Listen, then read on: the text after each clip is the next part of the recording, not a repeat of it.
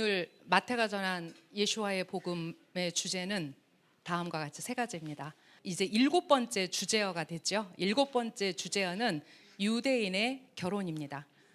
그리고 8번째 주제는 예수와의 출생, 예수와의 나심, 예수와의 탄생, 이렇게 번역되는 단어에서 저는 예수와의 출생으로 주제어를 잡았고, 그리고 9번째 주제어는 루아흐 하코데시입니다. 먼저 오늘 시작하는 마태복음은 1장 18절입니다. 우리가 보고 있는 헬라어 직역 성경이 있고, 그리고 유대인 신약 성경이 있고, 또 솔로베이치크의 마태복음, 이렇게 세 개를 제가 같이 한국말 버전으로 보고 있습니다. 먼저 솔로베이치크의 Gospel According to Matthew의 내용은 1장 18절을 이렇게 번역하고 있습니다. 메시아 예수와의 출생은 다음과 같습니다. 그분의 어머니 미르얌이 요셉과 정혼하고 그가 그녀에게 오기 전에 그녀가 성령으로 임신했음이 밝혀졌습니다. 이렇게 번역되어 있고요. 유대인 신약 성경은 거의 흡사하죠. 정혼을 약혼이라고 번역했고, 성령을 그대로 히브리어로 루아흐 하코데시로 번역했습니다. 메시아 예수와의 출생은 다음과 같습니다. 그분의 어머니 미리암이 요셉과 약혼하고 결혼하기 전 그녀가 루아흐 하코데시로 임신했음이 밝혀졌습니다. 오늘 마태복음 1장 18절부터 제가 22절까지 내용을 쭉 한번 보겠습니다. 7번째는 유대인의 결혼인데요. 유대인의 결혼의 단계에는 다양한 한락화적이고 법적인 의미가 있다. 제가 이 유대인의 결혼을 어디에서 공부하면서 정리를 했냐면, 지난번에 말씀드렸던 유대인 여성 백과사전, 그 여성에 관한 많은 이야기를 다루는 것 중에 이 유대인의 결혼을 다루는 부분들이 굉장히 많이 있었어요. 결혼의 절차의 시작은 남녀가 장래에 서로 결혼할 것을 약속하는 쉬두킨 단계이다. 중매라는 말입니다. 우리도 예전에는 중매 결혼이, 중매쟁이가 있었죠. 그런데 유대인의 풍습 안에는 지금도 여전히 이 중매 결혼, 중매쟁이들의 역할이 아주 다양하게 그들의 문화 안에 녹아 있습니다.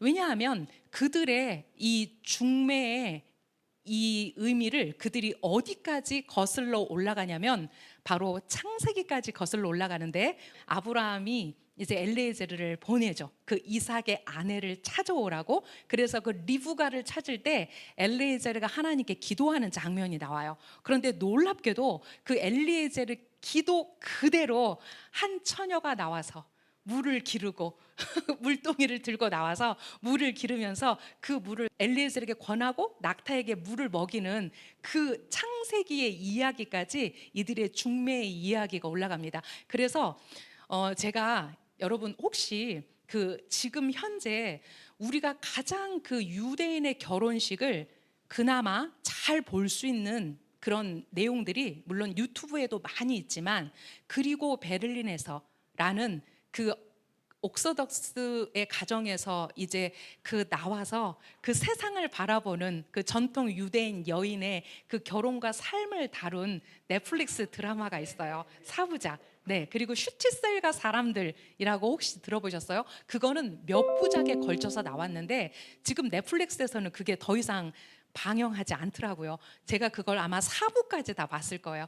거기에 보면 이 유대인의 결혼의 이 무게가 우리가 일반적으로 생각하는 무게와 얼마나 다른지, 또 그들이 얼마나 그 결혼을 신중하게 생각하고 결혼의 의미를 두는지, 또 결혼한 부부가 어떻게 그 토라의 법대로 살아야 하는지를 슈틸셀과 사람들 안에서 아주 미세한 것까지 잘 다루고 있어요.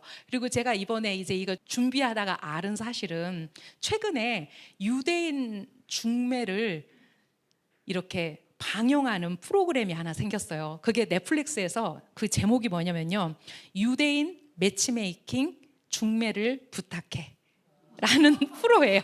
넷플릭스에서 지금 계속해서 방영되고 있는데요. 제가 바빠서 하나만 봤는데, 와, 저는 이렇게 유대인의 세계가 다양하구나. 왜냐하면 우리는 모두가 유대인이지 혈통적으로 유대인이면 유대인이지 이렇게 생각하잖아요. 그런데 만약에 통일이 된다면 우리도 남쪽의 여자와 만약에 북쪽의 남자가 결혼한다면 와, 이 정도의 장벽은 있겠는데, 첫 번째, 그들 안에 아슈케나지와 세파라즘의 장벽이 우리나라 남북의 장벽만큼 그 이상으로 높다라는 것을 알았어요. 그리고 그들이 전통을 지킬 것이냐. 어떤 사람이 그래요. 굉장히 전통적인 가정에서 자랐어요. 이 매치메이킹을 하는 여자분이 실제로 옥서덕스예요. 이 사람이 중매쟁이를 하는데 거기에서 사람들하고 인터뷰를 해요. 그 사람의 성향, 그 사람의 가정, 그 사람이 원하는 어떤 이상형, 또 그 사람이 원하는 어떤 직업군, 이런 것들을 굉장히 자세하게 적어요. 근데 굉장히 제가 놀란 게 뭐냐면, 와, 너무나 많이 이 다양화된 유대인의 생각을 우리는 늘 우물한 개구리인 것처럼 그 앞만 보고 있구나. 이들의 생각은 우리가 생각하는 것과 너무 다르다는 거예요. 어떤 한 젊은이가 굉장히 그런 전통적인 가정에서 자라고 있어요. 근데 뭐라고 하냐면, 뭐까지 물으냐면, 당신 코셔하는 여자 원하세요? 넌 커셔하는 여자 원하세요? 그걸 물어봐요. 근데 이 사람이 뭐라고 답하냐면, 저는 돼지고기를 굉장히 좋아합니다. 네, 네, 네, 유대인이. 그리고 한 여자는 44살 먹었어요. 자기가 정말 임신할 수 있을까? 라는 것을 알기 위해서 그 중매쟁이에게 중매를 요청하기 전에 산부인과에 가서 실제로 임신이 가능한지의 검사까지 받아요. 그래서 병원에서 임신할 수 있다고 했대요. 그래서 그것까지를 중매쟁이에게 말하는 내용이 나와요. 우리가 굳이 이런 것까지 봐야 되나? 이게 아니라 그 안에는 정말 아름다운 예루살렘의 풍광, 그리고 유대인들의 생각, 지금 현재 지금 21세기를 살아가는 유대인들의 사고가 얼만큼 바뀌고 있는지를 알 수 있다는 거죠. 그래서 우리가 그러니까 사고의 어떤 확장, 사고의 전환, 유대인들을 보는 어떤 다양한 시각과 함께, 그럼에도 불구하고 그들이 바뀌지 않는 건 뭐냐면, 그들의 전통을 고수하려는 그런 사람들이 의외로 많다라는 거예요. 실제로 결혼이라는 어떤 그런 딱 그 앞에 섰을 때는 그들이 그래도 전통을 지키기를 원하는구나. 어떤 그들의 전통 안에서 결혼하기를 원하는구나. 제가 이런 걸 볼 수 있었어요. 이제 슈두킨 단계가 결혼 중매 단계예요. 그 다음에 키두신이 있고요. 자, 이 키두신을 우리나라 말로 약혼이라고 번역하기에는 그 약혼의 의미로는 부족해요. 정혼이에요. 정혼이에요. 자, 키두신의 어떤 히브리어가 보이세요? 그렇죠. 카도시. 바로 남자와 여자를, 한 남자와 한 여자를 위해서 분리하는 단계예요. 분리하는 단계. 그래서 이 단계를 정혼 키두신이라고 합니다. 그 다음 단계가 니수인, 결혼이라고 하는데, 이 니수인의 히브리어는 나사에서 왔어요. 자, 나사가 어떤 뜻이에요? 들어 올리다라는 뜻이죠. 그래서 실제로 옛날에 유대인 여성들이 결혼할 때 그 여자를 가마에 태우거나 이제 좀 시대가 지나면 마차에 태워서 신랑의 집으로 가는 이런 어떤, 맞아요. 그 퍼포먼스를 했어요. 우리나라도 여자를 가마에 태워서 가던 그걸 제가 이거 하면서 그 생각했거든요. 자, 그래서 이 결혼 중매를 통해서 이제 슈두킨을 통해서 그 다음에 키두신, 그 다음에 니수인, 이런 단계를 거칩니다. 물론 지금 현재 유대인들은 이 세 개의 단계를 슈두킨에서 바로 키두신과 니수인 단계로 가는데, 역사적 자료를 찾아보니까 물론 이거를 어떤 전통적인 토라의 관점에서는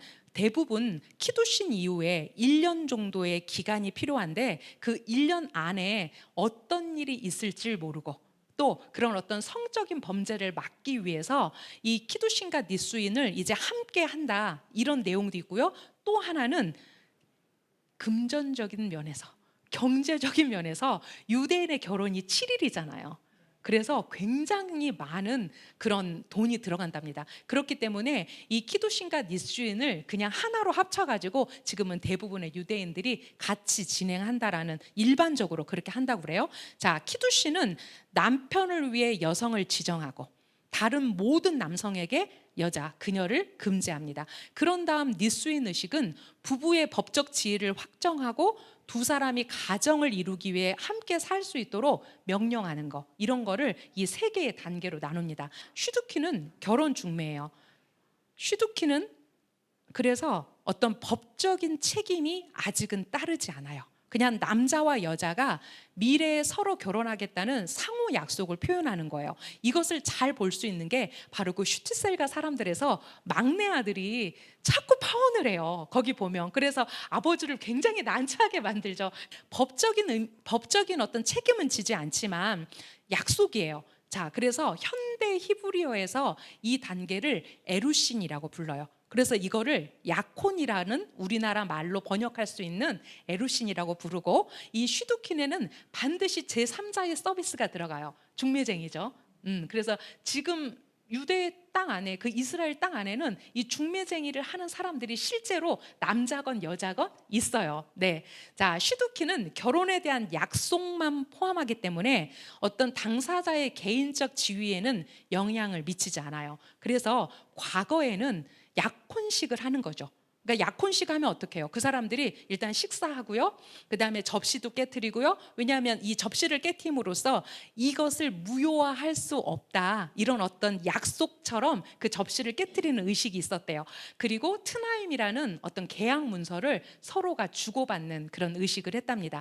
그리고 집안이 어려워서 우리가 이걸 다 감당할 수 없어요 할 때는 신문에 약혼 공고를 내거나 또는 당사자 사이에 선물을 주고받는 것, 그것만으로도 슈두킨으로 간주할 수 있다라고 그 내용이 소개하고 있었어요. 키두시는 정언이에요. 근데 우리가 이 마태복음의 내용을 이해하기 위해서 이 정언을 정확하게 알고 있어야 돼요. 네, 왜냐하면 지금 미리암과 요셉이 정언 기간에 있었기 때문이에요. 정언을 뜻하는 히브리어 키두시는 성화, 분리라는 뜻이에요. 특정 여성을 특정 남성을 위해 따로 떼어놓고 분리하는 것을 의미해요. 그러니까 아까 슈두키는 어떤 법적인 책임을 지지 않아도 돼요. 그런데 만약에 이렇게 키두신을 하고 정혼을 하고 문제가 되었을 때는 여러 가지 법적인 책임을 이제부터 져야 되는 단계예요. 키두신은 부부가 서로 결혼하겠다는 약속을 의미한다. 키두신은 결혼을 위한 중간 단계로 여성이 다른 남성에게 금지되고 오직 약혼한 남자를 위해 지정된다. 여성만 그러냐? 아니요.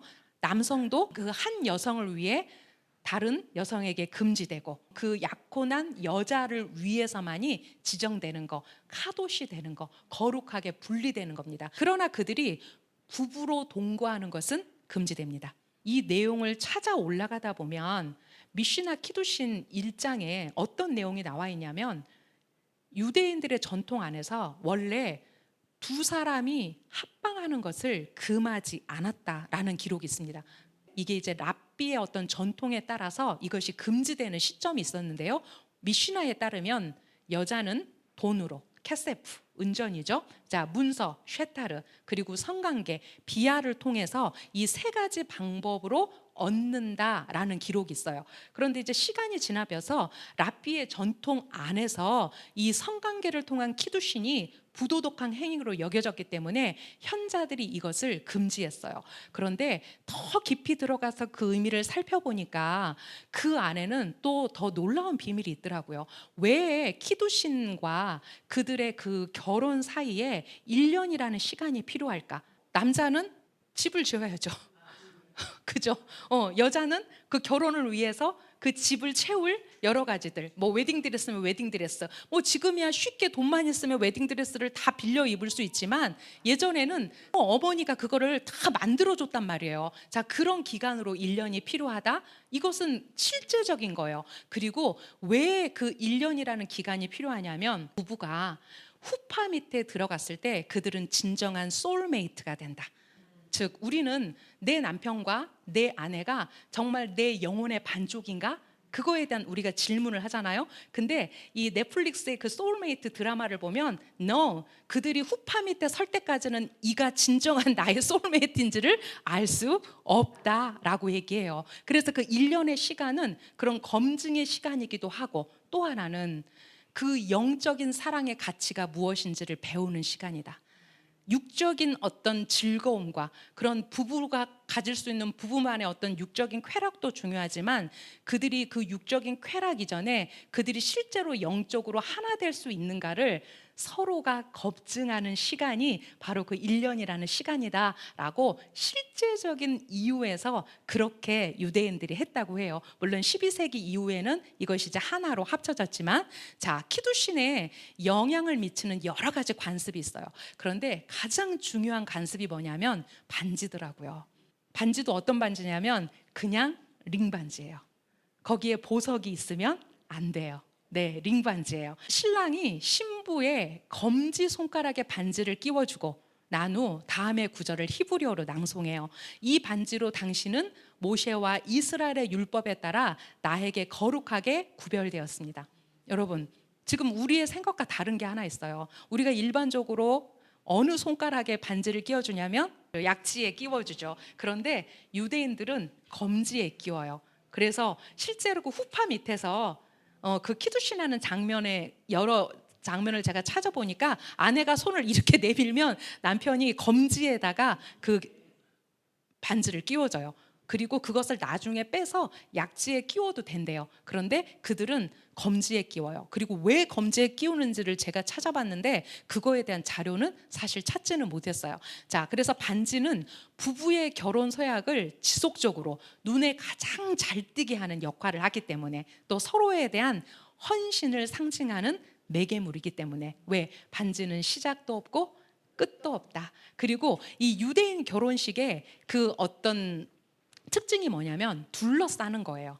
신부가 신랑을 둘러싸고 하객이 신랑과 신부를 둘러싸고, 그래서 그 동그란 춤을 추죠. 그래서 이것이 하나의 어떤 반지에 서로가 서로에게 헌신하겠다는 그 의미로 그들은 링 반지를 서로 끼워주면서 이 키두신을 한다고 합니다. 이거 굉장히 중요해요.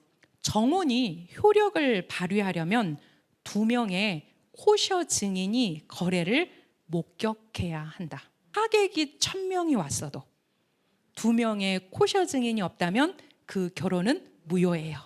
그래서 반드시 랍비가 와가지고 그 결혼의 정원의 이 효력을 그 자리에서 인정해 줘야만 이때부터 정원이라고 말해요. 물론 그들은 문서의 민족이잖아요. 글의 민족이잖아요. 이 모든 것들을 전부 다 글로 다 기록을 하죠. 반드시 2명의 코셔 증인이 있어야 한다고 합니다. 또 대체로 정혼의 여자 나이는 12세에서 13세예요. 그렇다면 이제 막 무엇이 끝난 거냐면, 그렇죠, 이제 성인식이 끝나면 그 여자의 딸을 둔 엄마가 이제 중매쟁이를 통해서 그 장차 신랑 될 사람들을 찾는 거죠. 물론 이거는 지금 유대인들 안에서 이 나이에 정혼을 하진 않아요. 그런데 우리가 여기에서 어떤 걸 알 수 있냐면, 그러면 미르암의 나이는 몇 살이었을까? 13살. 네, 만약에 그 당시 1세기에 이렇게 그들의 정혼법에 따라서 미리암이 요셉과 정혼을 했다면 미리암의 나이는 아무리 많이 잡아도 10대 중반, 그죠? 15세, 16세를 넘지 않았을 것이다. 그런데 그 소녀에게 천사가 나타나서 내가 하나님의 은혜를 입었다 라고 말하고 있는 거예요. 정혼이라는 말은 오늘날의 약혼보다는 훨씬 더 깊은 뜻이 담겨져 있다. 유대 사회에서 이 말은 증인들 앞에서 행해지는 정식 혼전 의식으로서 남자에게 여자에 대한 법적 권리를 부여함과 동시에 공식적인 이혼 절차를 밟지 않고서는 파기될 수 없는 구속력이 있는 계약 관계를 의미했다. 예를 들어서 정혼 기간에 나와 정혼한 남편이 죽었어요. 아직 결혼 안 했죠. 그런데 그녀는 과부예요. 아내가 죽었어요. 그럼 그 남자는 호레비예요. 왜냐하면 이것이 부부 관계이기 때문에 그래요. 그래서 우리 마태복음 1장 18절 앞뒤로 보면 남편과 아내로 명명되어 있어요. 그러니까 정식 부부의 어떤 법적인 그런 테두리 안에서 그 1년의 시간을 보낸다는 거예요. 따라서 정혼한 여인이 간음을 하면 그 행위가 이혼 사유에 해당하면 물론이고 이것을 간음죄로 다 다스렸다는 거예요. 이 기간 중에 정혼한 남녀의 성관계가 허락되지 않았고 여자는 자신의 아버지 집에 머물러 있어야 했지만 남편과 아내라는 말이 두 사람의 관계에 적용될 수는 있었어요. 미시나에 이 얘기가 나와요. 미시나에 따르면 정혼 기간 중 간음은 결혼 후 간음보다 더 심각한 죄이다. 어떻게 그 사람들을 사용할 것인가에 대한 네 가지의 경중의 순서가 있는데, 자, 첫 번째, 가장 위중죄를 범한 사람을 돌로 쳐요. 자, 두 번째, 화형. 세 번째, 참수형. 네 번째, 교수형. 여러분, 참수형하고 교수형 차이점 아시죠? 참수형은 어떻게 죽이는 거예요? 목을 베서 죽이는 거예요. 자, 교수형은 목을 졸라서 죽이는 거예요. 참, 저는 유대인들이요, 와, 이 사람들은 정말 대단한 민족이야. 제가 이 사내들의 내용을 진짜 한번 전부 다 번역해서 봤는데요, 얼마나 리얼하게 그 사람을 어떻게 죽여야 되는지까지를 전부 다 써놨더라고요. 그래서 와, 끔찍하다, 약간 그 생각했어요. 이 경중대로 하는데, 정혼한 여자가 성관계를 통해서 간음이라는 것이 판명됐을 때 첫 번째예요. 돌로 쳐서 죽여요. 그래서 다른 남자의 아내와 성관계를 예를 한 남자는요, 목을 졸라 죽여요. 그러니까 그 범죄의 경중이 누가 더 높은 거예요? 여자가 더 높은 거예요. 왜냐하면 돌로 치는 게 1번이거든요. 그러니까 여자는 돌로 쳐서 죽이고 남자는 목을 졸라 죽인다라는 거예요. 이 정도로 그 정혼 기간에 일어나는 간음에 대한 엄격한 형벌이 그 당시에 따랐다는 거예요. 그런데 미리암이 임신을 했다는 거예요. 어쩌죠? 이제 그들이 본격적으로 니스윈이에요. 자, 니스윈은 오늘날 키두신 의식과 이제 함께 진행이 돼요. 그리고 베를린에서라는 그거를 보면요, 이게 전통 유대인들의 결혼식을 그대로 보여줘요. 그래서 그 여자가 전날 머리를 미는 장면이 나와요. 이렇게 아름답게 머리를, 그 시라하스가 주인공인데 이렇게 아름다운 머리를 할 때 마지막 여기를 탁 밀 때 그 여인이 눈을 질끈 감는 장면이 저한테는 굉장히 인상 깊었어요.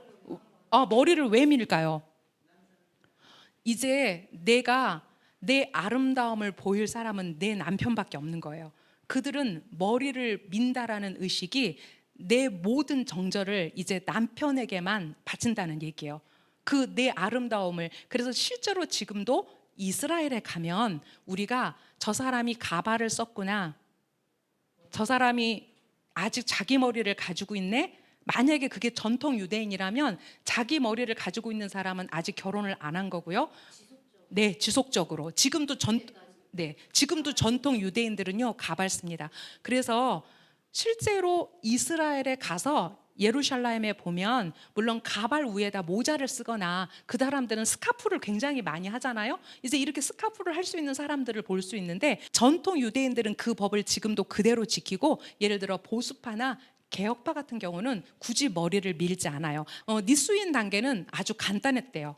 신랑과 신부가, 신랑이 신부를 후파 안으로 데려오면 그것이 바로 니수인의 끝이랍니다. 왜냐하면 이 후파가 집이었거든요. 이제 내가 신부를 위해서 집을 마련했어, 너를 데려왔어, 이 신호로 이게 니수인이 끝났다고 해요. 그러니까 지금은 이제 두 개를 같이 하다 보니까 굉장히 복잡하지만, 여러분 글로 읽지 마시고 영상으로 보면 굉장히 잘 볼 수 있어요. 실제로 유대인의 결혼식이 이렇게 이루어지고 있구나를 볼 수 있다는 거죠. 니수인은 나사라는 단어에서 왔어요. 마을 사람들이 신부를 부모의 집에서 신랑과 함께 새 집으로 가마에 태우고 가거나 또 마차에 싣고 가던 시절을 떠올리게 하는 것. 네, 그래서 키두신이 단순히 이제 남편과 아내의 관계에서 동등한 남성과 여성을 연결한다면, 이제 니수인 단계에는 그 안에 하나님이 개입하십니다. 그래서 남편과 아내 및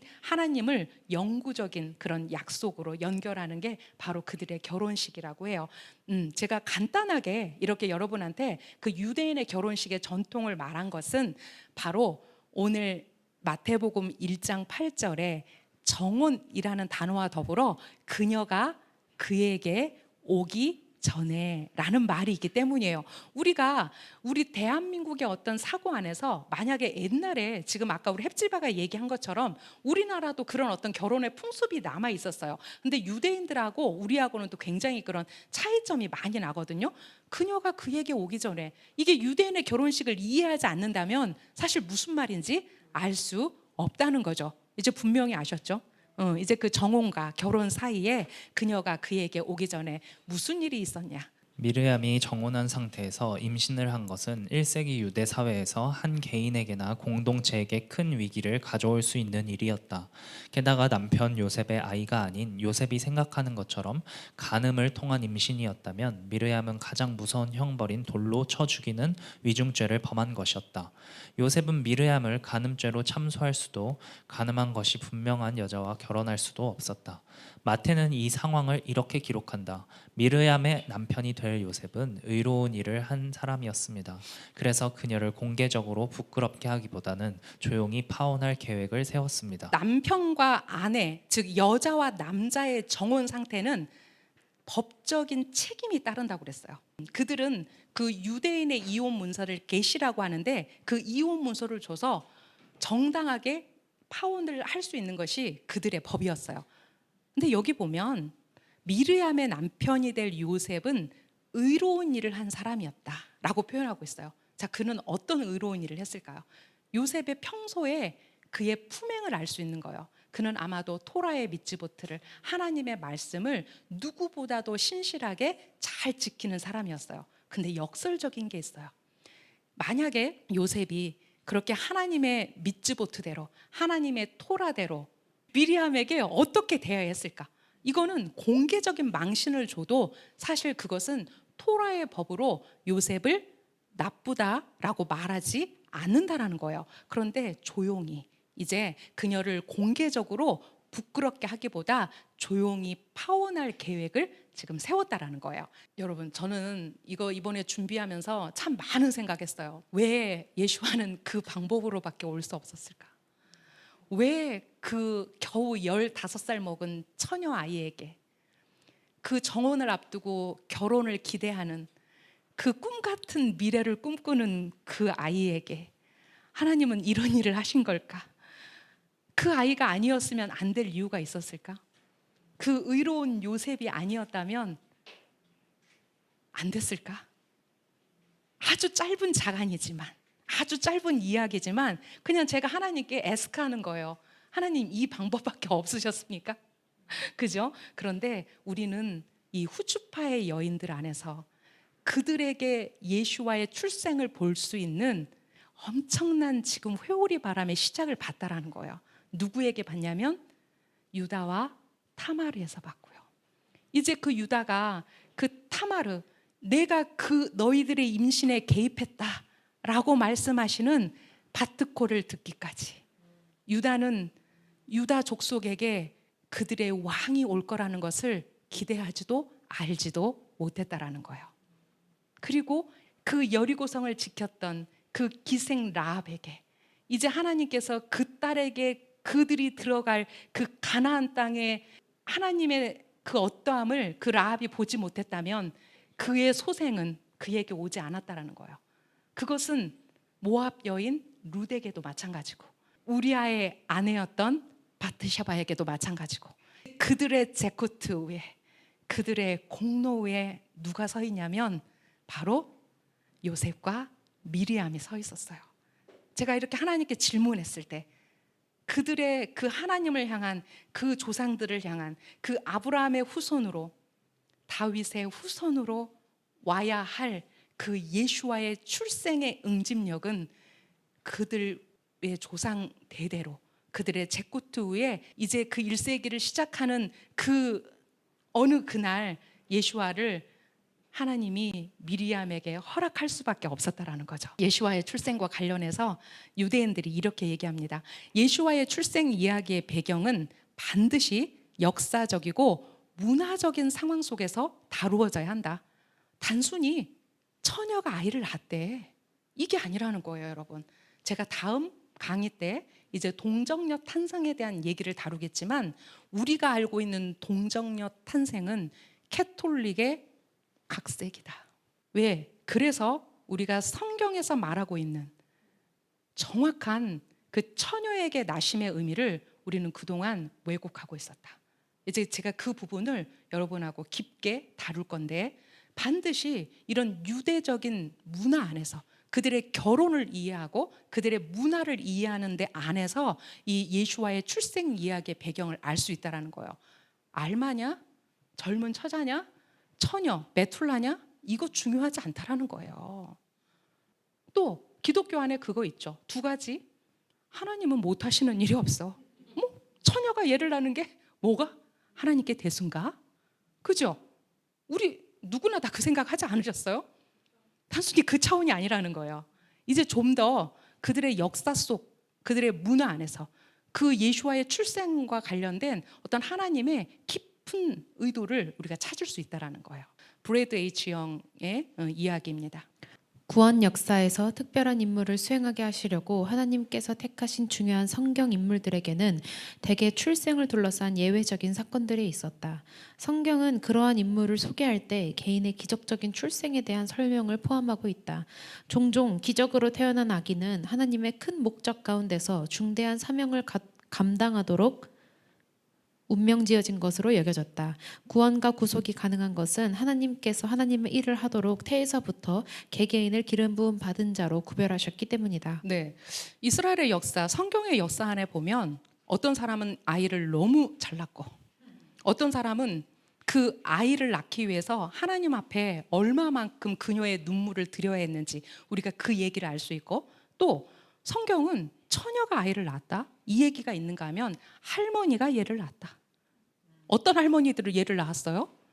네, 사라 할머니가 아기를 낳았고요. 또 엘리샤밧, 나이가 많이 들었다라는 것을 우리 누가복음에서 알 수 있죠. 노년의 나이에 아이를 낳았어요. 참 성경 안에는 이 아이를 낳는 문제가 단순히 두 사람의 어떤 그 관계 안에서 낳는 게 아니라는 것을 알 수 있어요. 그래서 이삭의 출생도 그렇고, 그죠? 또 사무엘의 출생도 그렇고, 또 더 나아가서 평생을 태어날 때부터 나시린으로 살아야 돼. 삼손의 이야기도 그렇고 전부 다 하나님의 계획으로 네가 아들을 낳으리니 이렇게 말씀하고 있다라는 거예요. 자, 그런 것처럼 바로 특별한 임무를 수행하기 위해서 기적적인 출생이 필요한 그분이 계셨어요. 바로 그분이 누구냐면 예수와 하마시아세요. 자, 그 기적적인 출생을 우리가 어디에서 볼 수 있냐면 이제 누가복음과 마태복음에서 볼 수 있는데, 그의 기적적인 출생을 타나크는 이미 이렇게 예언했어요. 한 아기가 우리에게 태어나서 한 아들이 우리에게 주어지는데 그의 어깨 위에는 통치권이 있고 그의 이름은 놀라운 분, 조언자, 전능하신 하나님, 영원한 아버지, 평화의 통치자라고 불릴 것이기 때문입니다. 네, 이미 이사야는 그 한 아기가 우리에게 태어날 것인데 그 어깨 위에 통치권이 있고 그의 이름을 이렇게 부르고 있어요. 놀라운 분, 펠레, 조언자, 요에츠, 전능하신 하나님, 엘 기뽀르. 자, 영원한 아버지, 아비 아드. 네, 평화의 통치자, 사르 샬롬이라고 불릴 것이기 때문이다 라고 얘기했어요. 이차 샤피라 라비님은 그의 책 코셔피그에서 바로 여기 한 단어 안에 예수와의 기적적인 출생을 말하고 있는데 그 단어가 펠레다라고 얘기해요. 여러분, 펠레를 잘 보세요. 페, 라메드, 알레프죠. 자, 뒤집어 보세요. 펠레가 뒤집으면 알레프예요. 자, 알레프 누구의 이름이죠?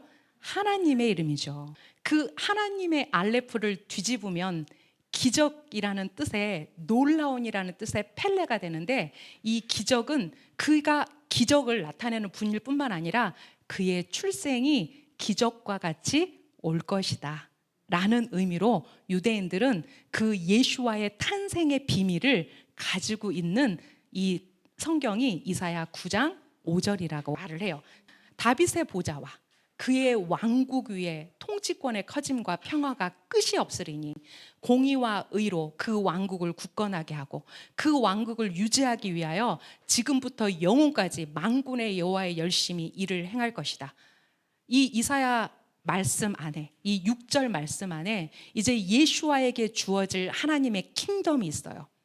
그렇다면 이 땅에 이제 그 펠레이신, 이 땅의 요회제이신, 이 땅에 이제 전능하신 하나님, 영원한 아버지, 평화의 통치자로 오실 그분은 바로 다윗의 그 왕자, 그 다윗의 왕국을 실제로 통치할 왕이 될 거라는 거죠.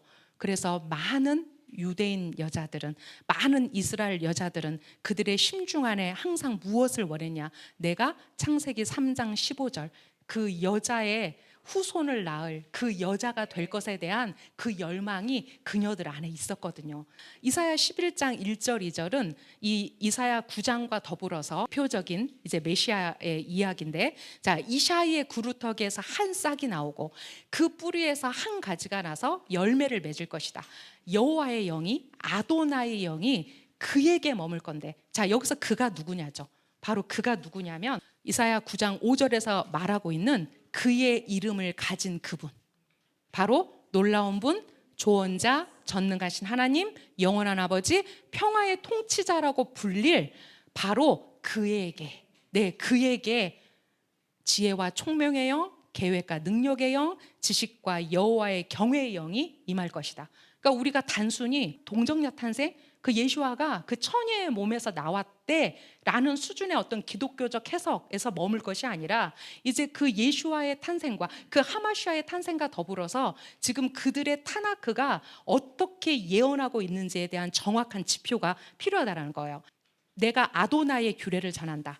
그가 내게 말씀하시기를 너는 내 아들이다. 내가 오늘날 너를 낳았다. 자, 예수아가 누구의 아들입니까? 아도나의 아들이죠. 하나님의 아들이죠. 천사가 와서 그 아들은 하나님의 아들이 될 거라고 말해요. 오, 하나님의 아들. 와, 난 저 정체성이 진짜 너무 마음에 든다. 나요? 연준아, 맞아. 너는 하나님의 아들이야. 맞아. 와, 지금 다 듣고 있는 거죠, 귀로. 고마워요. 네, 자, 그 아들에게 입맞추어라. 그리하여 그가 진노하지 않으시고 너희가 길을 잃지 않도록 하여라. 이는 그의 노가 곧 불붙을 것이기 때문이다. 그 안에 피하는 모든 자는 행복한 자들이다. 여러분, 제가 겨우 몇 개의 타나크의 구절만을 가지고 왔어요. 타나크는 바로 그 메시아가 오실 것에 대한 너무나 많은 이야기들로 가득 차 있어요. 그리고 그 누군가는 이제 그 예수아의 어미로서, 그 예수아의 아비로서 그 역할을 해야 된다는 거죠. 근데 성경 미가서는 이제 그 하마시아, 그 아들이 어디에서 나올 거고 어떤 족속에게서 나올 거를 지금 얘기하고 있어요. 네, 미가서 5장 2절입니다. 너 베들레헴의 에브라타야, 너는 예후다 족속 중에 어릴지라도 내게서 나를 위하여 이스라엘을 다스릴 자가 나올 것이다. 그의 기원은 옛날부터며 영원 전부터다. 맞습니다. 네. 아마도 하나님은 이제 그 예수아를 보내셔야 될 그 시간이 되었을 때 아마 하늘에서 그 베들레헴 그곳을 보셨을 것 같아요. 그리고 내가 이제 누구에게 찾아가서 이제 그 예수아의 탄생의 이야기를 할 것인가? 그리고 누가 그 황당무계한 이야기를 들었을 때 네, 제가 순종하겠습니다 라고 그것을 받아들일 것인가 고려하지 않으셨을까요? 자, 천사 가브리엘의 방문 누가 받죠? 누가 천사 가브리엘의 방문을 받을까요? 맞아요. 하나님은 요셉보다 미리암에게 먼저 찾아오셨어요. 얼마나 인격적이신지. 무조건 임신시켜놓고 네가 가진 아이가 내 영으로 된 아이다 라고 말하지 않으셨어요. 그녀의 의사를 천사를 통해서 물어보세요. 누가복음 1장 26절에서 35절 내용이에요. 천사 가브리엘이 하나님에 의해 나자렛이라는 갈릴의 도시로 보내졌습니다. 그는 다비드 가문의 요셉이라는 남자와 정혼한 처녀에게 갔습니다. 그 처녀의 이름은 미르얌이었습니다. 천사가 그녀에게 다가가서 말했습니다. 샬롬, 은혜를 입은 여인이여, 아도나이께서 너와 함께 하신다. 그녀는 천사의 말에 몹시 놀랐고 이 인사가 무슨 의미인지 궁금했습니다. 나자렛, 다비드 가문의 요셉, 정혼, 미리암. 자, 이제 이런 단어들이 하나도 낯설지 않게 지금 그 결혼의 상황에서 그 정혼한 상태에 있는 미리암에게 지금 천사가 와서 은혜를 입은 여인이여, 아도나이께서 너와 함께 하신다라고 말해요. 겨우 10대 후반도 안 된 지금 중반의 소녀가 이 말을 들었을 때 이게 무슨 말이지? 라고 궁금했어요. 자, 천사가 그녀에게 말했습니다. 미리암이여, 두려워하지 말라. 너는 하나님께 은혜를 입었다. 보아라, 내가 임신하여 아들을 낳을 것이다. 너는 그분의 이름을 예슈아라고 지어야 한다. 먼저 예슈아의 어머니인 미리암에게 하나님께서 그 아들의 이름을 알려주세요. 그분은 위대하게 될 것이며 하엘yon, 가장 높으신 하나님의 아들이라 불릴 것이다. 아도나이 하나님께서 그분의 조상 다비드의 보좌를 그분께 주실 것이다. 그리고 그분은 야곱 가문을 영원히 다스릴 것이며 그분의 왕국은 끝이 없을 것이다. 하마시아에 관한 모든 예언의 응집, 함축 딱 말씀하시는 거예요. 그가 가장 높으신 하나님의 아들, 다윗의 보좌, 야곱 가문을 영원히 다스릴 것이고 그분의 왕국은 끝이 없을 것이다. 이게 타낙 안에 들어있는 메시아 예언의 응집이에요. 미리암이 천사에게 물었습니다.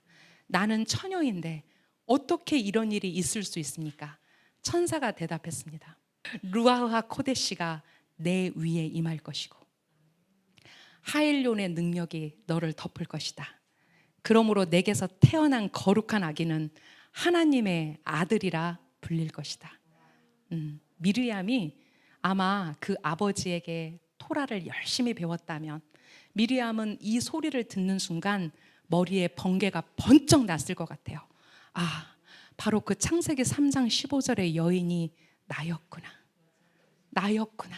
그 사단의 머리를 밟을 이제 그 하마시아, 바로 그분이 나에게 오시겠구나.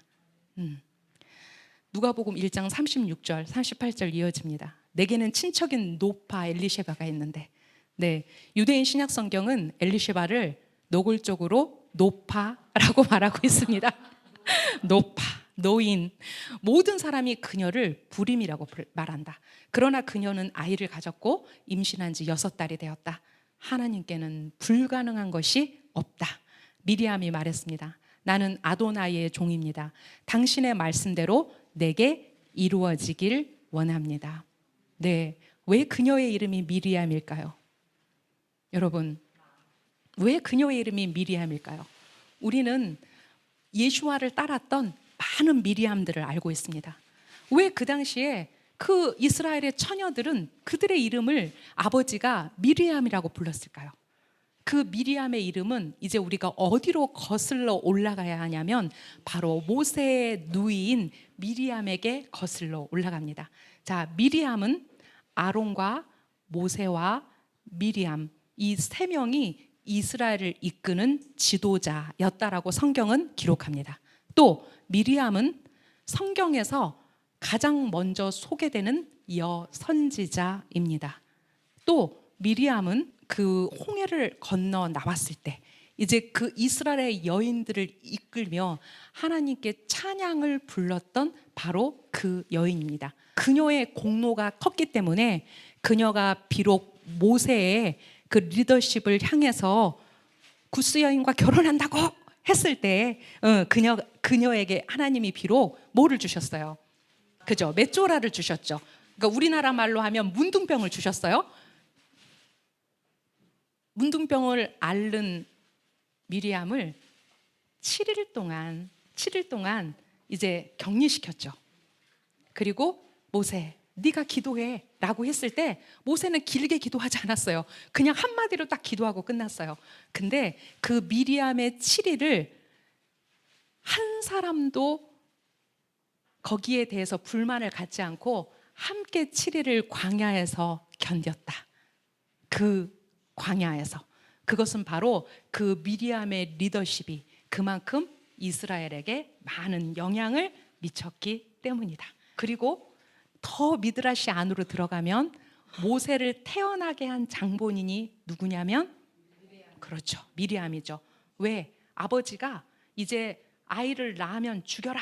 그러니까 우리가 아이를 낳아서 죽이느니 나는 이혼을 하겠소. 이렇게 하고 요괴배다고 이혼해 버리잖아요. 그랬을 때 미리암이 그래요. 아버지는 지금 파라오보다 더한 짓을 하셨습니다. 아버지는 지금 우리 이 안에서 굉장히 영향력 있는 사람인데 아버지가 이혼을 했기 때문에 더 많은 사람들이 다 이혼을 따라하고 있고, 그렇다면 이제 하나님의 생육하고 번성하라는 이 계명을 누가 지키겠습니까? 라고 그 어린 미리암이 아버지에게 얘기해요. 그래서 아버지가 그것을 마음으로 받고 다시 엄마와 재혼해서 낳은 아들이 모세예요. 그리고 이제 아버지에게 얘기해요. 이제 태어날 그 아이는 우리 이스라엘을 구원할 아들입니다 라고 얘기해요. 구원할 아들입니다. 그래서 그 모세가 태어났을 때 그 집안의 방 안에 빛이 환하더라. 그래서 그 아버지가 이 모세가 우리를 구원할 아들이구나를 알았어요. 그런데 칙령이 떨어졌죠. 이제 그 아이들을 전부 다 나일강에 버려라. 그러니까 갑자기 굉장히 곤란해진 거예요. 이 아들은 이제 우리 민족을 구원할 아들인데 지금 어떻게 하지? 그래서 미리암이 어떻게 했냐면 그 아이가 어떻게 되는지 보려고 조용히 지켜보면서 결국 어떤 지혜를 가져와요. 요게벳의 젖을 먹고 이제 모세가 크도록, 그래서 그 아이의 정체성 안에 그 유대인의 히브리인의 뿌리를 넣어주도록 그 역할을 하는 게 바로 미리암의 역할이에요. 여러분, 그 미리암의 그 역할 안에 우리는 엄청난 후추파를 보고, 그래서 그 당시 살았던 많은 여인들의 이름이 미리암인 이유가 바로 그 조상 미리암의 그 후추파 안에서 그 여인들을 키우고자 하는 그 여선지자의 능력과 그 리더십의 능력과 또 그 어떤 시대를 이끌었던 그 능력을 나의 딸들이 가져줬으면 좋겠구나, 이런 의미에서 딸들의 이름을 미리암이라고 했다고 그래요. 자, 그런데 이 미리암이 헬라어로 번역되면서 마리아스가 됐어요. 자, 이게 영어로 번역되면서 메리가 됐어요. 자, 갑자기 강아지 이름 부르는 것 같아요. 자, 그리고 이게 우리나라 말로 번역이 되면서 마리아가 됐어요. 타나크에 아무리 눈을 씻고 봐도 마리아는 없어요. 아무리 눈을 씻고 봐도 메리가 없어요. 자, 미르암의 정체성, 하나님이 주신 only one, 그녀의 정체성은 이제 타나크의 미리암 안에만 있는 거예요. 우리가 이름을 바꿔 부르면 안 돼요. 바꿔 부르면 안 돼요. 그녀의 이름은 미리암이에요. 누구부터? 우리부터. 오늘부로 마리아를 버리자. 마리아를 버리자. 네, 이제 미리암으로 우리가 부를 때 미리암의 그 정체성이 그 아들을 죽기까지 십자가에 내어줄 수 있었던 그 어미의 후추파를 우리가 함께 볼 수 있다라는 거예요. 자, 요셉, 다비드의 자손이요. 다비드의 자손이라고 불린 사람은 성경에 딱 2명밖에 없어요. 누구와 누구? 바로 요셉과 예슈아예요. 거의 대부분 다윗의 자손이요, 다비드의 자손이요는 전부 다 예슈아 하마시아에게만 붙였어요. 그런데 천사가 요셉의 꿈에 나타나 그에게 요셉, 다비드의 자손이요 라고 부르고 있는 거예요. 이건 굉장히 어찌 보면 이 요셉에게 지금 이 상황을 받아들일 수밖에 없는 그의 정체성에 확 불을 지르는 거예요. 자, 너의 마시아가 어디를 통해서 오신다고 그랬어? 바로 아브라함의 후손으로, 다윗의 후손으로 그 톨도트를 통해 오실 그 아들. 비록 그것이 어떤 인간적인 어떤 육신의 관계가 아니라 하나님의 그 로아 코데시에 의한 임신이었지만 이제 요셉은 당당하게 육적인 아버지로 그 이름을 성경에 올리는 거예요. 그랬을 때 천사는 그에게 다비드의 자손이라고 이름을 붙여줍니다. 네, 마태복음 1장 20절에서 21절입니다. 요셉이 이런 생각을 하는 동안 아도나이의 천사가 그의 꿈에 나타나 말했습니다. 요셉, 다비드의 자손이여, 미르암을 내 아내로 맞이하여 집으로 데려오는 것을 두려워하지 말라. 왜냐하면 그녀 안에 잉태된 이는 루아 하코데시로 갖게 된 아이이기 때문이다. 그녀가 아들을 낳을 것이고 너는 그분의 이름을 예슈아, 아도나이께서 구원하신다라고 불러라. 왜냐하면 그분께서 자신의 백성을 그들의 죄에서 구원하실 것이기 때문이다. 네, 우리가 유대인의 결혼을 이제 이해했으니까 지금 이제 정혼의 관계에서 그의 아내가 될 미리암이 아이를 가졌어요. 자, 그래서 그는 의인이었기 때문에 조용히 파혼을 할 계획을 세웠죠. 이런 생각을 하는 동안, 이렇게 생각을 하는 동안 아도나의 천사가 그의 꿈에 나타나 말했어요. 요셉, 다비드의 자손이여, 미리암을 내 아내로 맞이하여 집으로 데려오는 것을 두려워하지 말라. 왜냐하면 그녀 안에 잉태된 이는 루아와 코데시로 갖게 된 아이이기 때문이다. 그녀가 아들을 낳을 것이고 너는 그분의 이름을 예슈아, 아도나이는 구원하신다라는 뜻이죠. 자, 왜냐하면 그분께서 자기의 백성을 그들의 죄에서 구원하실 것이기 때문이다. 그래서 제가 항상 말씀드려요. 우리가 그분의 이름을 예슈아라고 불러드릴 때 당신은 나의 구원자이십니다 라는 고백입니다. 자, 아인을 빼지 마십시오. 예수라고 부르는 순간 그 이름의 정체성에는 나의 구원자라는 고백이 없어지는 이름이다. 이제 이 마지막 때 곧 예수와의 재림과 그분의 왕권이 이 땅을 덮을 때 그 아인은 회복될 것이다. 제가 말씀드렸어요. 왜? 그 예수와의 끝글자 아인의 숫자 값은 70인데 네, 이제 그 70이 바로 이방인의 수, 이방 나라의 수다. 그래서 그 예수라는 잘못된 이름을 70개의 나라가 아인을 붙여서 예슈아라고 그분의 본명을 불러드릴 때 이제 이방인의 충만은 이루어질 것이고 그것을 통해서 아니 유대인도 아닌데 저들이 예슈아라고 부른단 말이야. 우린 더 이상 예수라고 부르지 않아요. 우리는 예루살렘을 더 이상 예루살렘이라고 부르지 않아요. 왜? 우리 안에는 어떤 소망이 있습니까? 이제 하늘에서 내려올 예루샬라임에 대한 소망이 있기 때문에 그곳은 예루샬라임인 거예요. 네, 이제 우리가 그런 이름들을 자꾸 회복해 갔으면 좋겠습니다. 이 모든 것은 아도나이가 예언자를 통하여 말씀하셨던 것을 이루시기 위해 일어났습니다. 여러분, 이건 누가 지금 한마디로 딱 요약하는 거예요? 마태가. 그 앞에 이야기는 지금 천사가 와서 요셉에게 하는 거고 그 이야기가 끝났을 때 마태가 이렇게 한마디로 요약해요. 이 모든 것은 아도나이가 예언자를 통하여 말씀하셨던 것을 이루시기 위해 일어났습니다. 이제 예수와는 특별한 사명을 가지시고 이 땅의 그 구원과 이 땅의 실제적인 킹덤에 오는 것을 준비하기 위해서 그 땅에 루아 코데시를 통해서 왔다라는 거예요. 루아 코데시 마지막 내용이에요. 과연 제가 전하는 루아 하코데시가 여러분들에게 100점이 될 수 없어요. 그리고 이 루아 코데시가 여러분들에게 다 받아들여질 수 없어요. 저는 이 루아 코데시를 예수와의 출생과 연결시켰어요.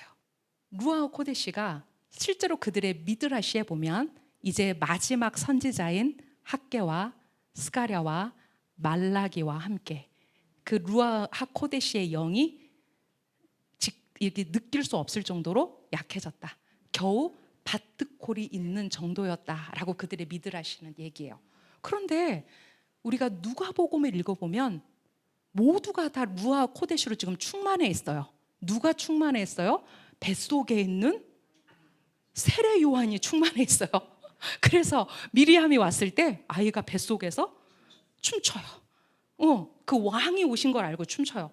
또 스가랴 아버지, 그죠? 엘리셰바 뿐만 아니라 시몬, 또 한나, 모두 다 지금 루아 코데시에 충만해 있어요. 그렇다면 뭔가 하나님의 시간이 바뀌고 있다라는 거죠. 선지자, 마지막 선지자 학개, 스가랴, 말라기가 죽은 후 예언 계시의 신성한 영은 유대 민족에게서 떠났지만 그들은 여전히 예언의 메아리로 들리는 신성한 음성을 활용하고 있다. 네, 자 탄나 네비 엘리야후는 가르쳤다. 세상은 6,000년 동안 존재할 건데 2,000년은 비어 있고 다음 2,000년은 토라의 시대일 것이고, 그리고 이 토라의 시대를 누가 열었냐면 아브라함이 열었다라고 랍비들이 얘기했어요. 그리고 그 다음 2,000년은 메시아의 시대일 것이다. 그래서 지금 우리는 어느 시대에 살고 있냐면 메시아의 시대에 살고 있어요. 그들이 유대이즘 안에서 이 2000년을 이제 메시아의 시대라고 하고, 그럼 이 메시아의 시대를 분명히 하나님께서 뭔가 빵빠레를 울려서 지금 모든 사람이 알도록 말씀하셨다라는 거예요. 제가 거기에서 힌트를 얻었어요. 자, 창세기 45장 27절에서 28절은 우리가 알고 있는 그 루아흐 코데시에 대한 새로운 이해를 필요로 해요. 자, 저는 탈굼의 내용을 실었어요. 자, 그들은 요셉이 그들에게 한 모든 일을 야곱에게 전하였고, 그는 요셉이 자기를 모쇼라고 보낸 수레들을 보았다. 거룩한 영이 아버지 야곱 위에 머물자 이스라엘은 말하였다. 야곱이 말했다라고 안 하고 이스라엘이 말했다라고 표현했어요. 이렇게 기쁠 수가 있나? 내 아들 요셉이 지금까지 살아있다니 어서 가서 죽기 전에 그를 보아야 되겠다. 자, 이 내용을 이제 차명 요나탄이 이렇게 표현했어요. 그 밑줄 그은 부분이에요. 거룩한 영이 아버지 야곱 위에 머물자. 여기에서는 뭐를 썼냐면 루아흐 코데시, 거룩한 영이라고 표현했고요. 차명 요나탄에서는 그들이 요셉을 팔았을 때 아버지 야곱에게서 떠난 영이 돌아와 그 위에 머물자. 그런데 이 영을 뭐라고 표현했냐면 그래요, 예언의 영이라고 표현했어요. 이것은 이 내용에 대한 이제 미드라시예요. 자, 이것은 충격으로 죽었다가 다시 살아난 그의 영이다. 즉 아들이 죽었다라는 소식을 들었을 때 그에게 이제 너무 놀란 나머지 그 영이 떠나버렸다라는 거예요. 왜? 그에게는 이제 더 이상 기쁨이 없어요. 루아흐 코데시는 기쁨의 영이에요. 이제 그에게는 오직 그 아들을 잃은 것 때문에 그의 마음이 슬픔으로 가득 차 있었단 말이에요. 자, 우리의 현인들이 야곱이 다시 살아났다라고 말하는 구절에서 언급된 그 영은 22년 전 요셉이 팔렸을 때 그에게서 떠났던 예언적 통찰의 영이었다고 말한다. 자, 역사적으로 널리 수집된 고대 전통의 자료에 의하면 우리의 삶에 기쁨이 없다면 그러한 예언의 영을 누릴 수 없다는 것이다. 자, 그래서 기쁘다라는 히브리어가 사메아. 네, 우리 곧 이제 학사메아라고 인사할 거예요. 절기 때 그때 사메아 안에 우리가 그것을 글씨를 다시 하면 그 안에 어떤 글자가 있다고요? 시험 문제였어요. 마시아흐라는 단어가 있다고요. 네, 그런 것처럼 마시아흐 이꼴 기쁨의 영이라고 우리가 이꼴을 할 수 있어요. 자, 이짝 샤피라 라삐님은 여기에서 우리에게 무엇을 전달하고자 했냐면 바로 이거예요. 요셉이 없이는 성령을 얻을 수 없다. 요셉 뺀 마시아가 없는 자들에게 성령은 임하지 않는다. 마시아의 영이 없다면 성령을 취할 수 없다. 즉 야곱이 22년 전에 그에게 떠났던 그 영은 이제 그 마차 소리와 함께 그에게 돌아왔는데, 그것이 바로 그의 아들 요셉이 살아있다라는 소식을 들었을 때 그의 영이 다시 부활한 거다.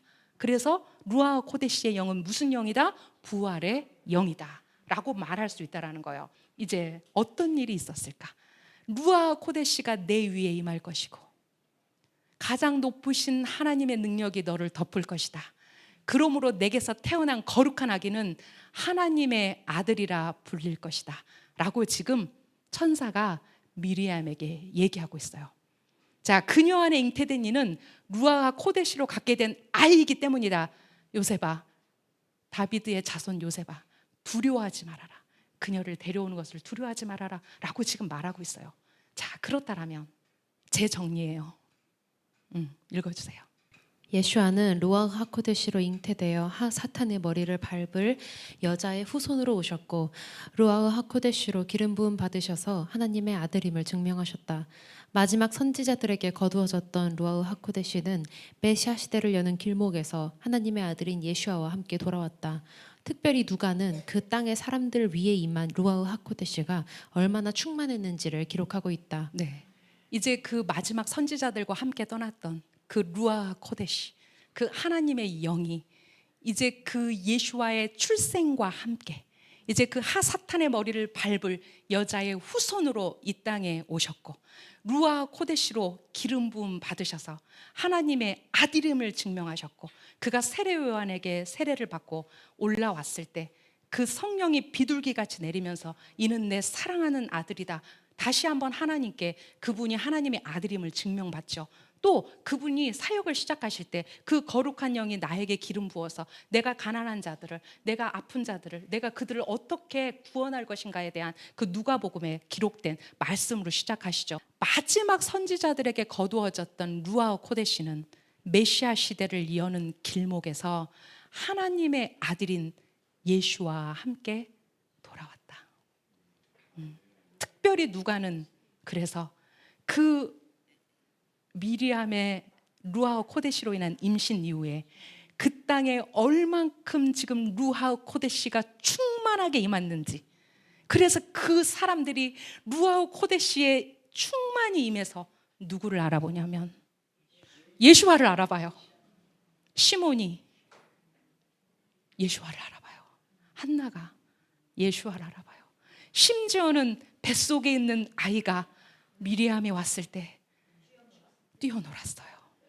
이제 그 메시아 시대가 하코데시, 루아 코데시와 함께 열리고 있다라는 거예요. 그러면 이것이 우리에게는 무엇인가? 1세기로 끝난 것인가? No, 아니라는 거죠. 하나님께서 루아 코데시를 통해 예수와 하마시아의 톨도트를 완성할 하나님의 백성을 소집하고 계신다. 14대 안에 있는 우리가 더 확장해서 알아야 될 계시는 이제 14. 자, 7이 몇 개죠? 6개죠. 6개는 부족합니다. 이제 그 한 개의 7이 채워져야 되는데 바로 그것이 예수와의 톨도트입니다. 그 예수와의 톨도트는 바로 물과 성령으로 거듭난 자들이 그 톨도트를 잇는 하나님의 백성이 된다라는 거죠. 그래서 예수 하마시아의 톨도트를 완성한 이제 하나님의 백성을 그 메시아 시대가 시작된과 함께 지금 소집하고 계시다는 거예요. 그래서 진실로 내가 내게 말한다. 사람이 물과 성령으로 태어나지 않으면 하나님의 왕국에 들어갈 수 없다. 하나님의 킹덤이 새롭게 드러나는 시대가 열렸다. 그래서 고린도전서에서 샤울이 우리가 유대인이든 이방인이든 노예이든 자유인이든 우리 모두는 한 성령에 의해 한 몸 안으로 잠겼고 모두가 마실 한 성령을 받았습니다. 이제 그 출애굽을 했던 그 홍해를 건넜던 그 이스라엘 백성이 모세의 한 몸 안에 잠겼듯이 이제 이 시대는 마시아 예수 안에 우리가 한 몸으로 잠겨서 이제 그 하나님의 킹덤을 향해 정렬되는 이 세대, 바로 루하 코데시로 낳은 자들, 그게 바로 저이고 여러분입니다. 네, 성령을 왜 우리가 회방하면 안 됩니까? 우리가 왜 성령을 인정해야 됩니까? 바로 그 성령을 통해서 우리가 킹덤 안으로 들어가는 우리의 무기는 바로 그 성령이기 때문입니다. 바로 이제 그 마지막 선지자들의 시대 때 거둬갔던 그 성령이 이제 당신의 아들인 예수와 하마시아와 함께 2000년 메시아 시대를 여는 그 땅에 오셨다라는 거죠. 네, 그래서 제가 보는 루아 코데시는 우리가 요셉뱀 마시아 없이는 성령을 얻을 수 없다. 요셉뱀 마시아 안에서 우리는 기쁨이 충만한 그 충만 안에서 우리가 마시아를 만날 수 있다. 자, 라삐님이 남은 자 리뷰가 이 이야기에서 이 얘기를 합니다. 마지막 내용입니다. 성령의 목적은 무엇인가? 단지 예언이나 기적을 위한 것인가? 우리는 성령을 착각해요. 마치 요슬렘프인 것처럼. 마치 뭐 본인이 성령에 충만하다는 것을 굳이 나타내기 위해서 아무나 보고 예언해요. 아, 정말 싫어요. 저는 이런 거. 그냥 우리의 삶이 크푸차타 네레크예요. 제가 그랬잖아요. 5783년 나를 딱 뉘어놓고 하나님이 그냥 가셨구나. 모세가 죽기 전에 모든 이스라엘 땅을 다 봤죠. 그리고 그 지어질 성전을 봤죠. 크부차타 데레크. 아브라함은 동과 서와 남과 북을 봐라 했을 때 동서남북을 다 봤어요. 눈이 한 3.0 되나? 하나님은 땅을 접어서 펼 수도 있고 보여주셨다는 거예요. 우리의 인생은 그냥 인생 자체가 크부차타 데레크예요. 슈퍼 내추럴이에요. 우리가 예수와를 알고 그분을 나의 구원자로 아멘 배 아멘 믿는 것만으로만도 우리에게는 기적이 따로 필요 없어요. 우리는 충성하면 돼요. 우리는 하나님의 킹덤에 충성하면 돼요. 예언 안 해도 돼요. 착각하면 안 돼요. 루아흐 코데시 무엇 때문에 우리에게 주셨는가? 성령은 계시의 영으로서 첫 번째 하나님과 예수와와 그분이 누구신지, 그분이 우리에게 어떤 분이신지를 더 계시하고, 또 그분은 우리의 헬퍼로, 우리의 카운셀러로 그 하나님의 마음을 우리에게 알게 하시기 위해서 인간과 하나님께서 대화하시는 소통의 역할을 한다라는 거예요. 우리가 겸손하게 그 예수와께 오셨던 그 루아 코데시 안에서, 그분의 그 길 안에서, 정말 예수와의 그 옆에서 그분을 붙잡고 그분을 닮기 위해 걷는다면 우리의 인생은 우리가 염려할 게 아니거든요, 사실은. 그죠? 때로는 우리 오늘 그 토라 포션에 제가 참 위로가 되는 게 뭐냐면, 복과 저주가 우리에게 모두 다 필요하다는 거예요. 인간의 눈으로 복이지만 그게 저주가 될 일들이 얼마나 많았는지, 또 우리의 눈으로 보면 저주지만 그것이 우리에게 얼마나 복으로 지금 우리의 삶 가운데 있는지. 그죠? 네. 그래서 정말 우리가 이제 그 에베소서 말씀처럼, 샤울의 말처럼, 이제는 여자나 남자나 이방인이나 유대인이나 종이나 자유인이나 모두 예수와 하마시아 안에서 우리가 하나님의 집이 되고 하나님의 백성이 되고 하나님의 나라가 된다는 것은 정말 그 자체가 기적이다. 네. 그래서 오늘 제가 정리한 내용은 유대인의 결혼과 또 그 결혼을 이해야만 우리가 지금 미리암과 요셉이 처해 있는 상황을 정확하게 볼 수 있고, 또 예수와의 출생은 단순히 동정녀 마리아의 탄생 이 정도의 수준이 아니라는 거예요. 그들의 타나크 안에서 얼마만큼 그 메시아의 탄생을 그들의 역사와 문화 안에서 말하고 있는지 정확하게 봐야 되고, 그 루아 코데시, 이제 메시아 시대와 함께 열리는 이 루아 코데시의 역할은 우리를 킹덤으로 소집하고 있다. 네, 오늘 여기까지 하겠습니다. 네. 이스라엘 하나님 감사합니다. 하나님, 이제 마태가 전한 예수와의 복음을 통해서 하나님 우리에게 그 말씀이 말씀하시고자 하시는 그 진실을 우리가 더 알아가기를 소망합니다. 하나님, 우리가 당신을 사랑합니다. 우리가 당신을 경외합니다. 네, 우리가 당신을 사랑함으로, 우리가 당신을 사랑함으로 주님, 우리가 곁길로 가지 않고 온전히 당신이 기뻐하시는 그 길로 우리를 갈 수 있도록 우리를 조율하시고 우리를 이끌어 주십시오. 주님, 루아하 코데시, 그 성령의 능력, 그 능력은 우리의 기뻐함과 함께한다 하셨습니다. 우리가 당신께 드릴 최고의 밑지바가 우리가 당신을 기뻐하는 것입니다. 주님, 우리에게 그 모든 상황을 넘어서 당신의 기쁨을 누리는 그런 자들 되게 하여 주십시오. 그렇게 하실 이스라엘의 하나님을 찬양합니다. 베셴, 예슈아, 하마시아. 아멘.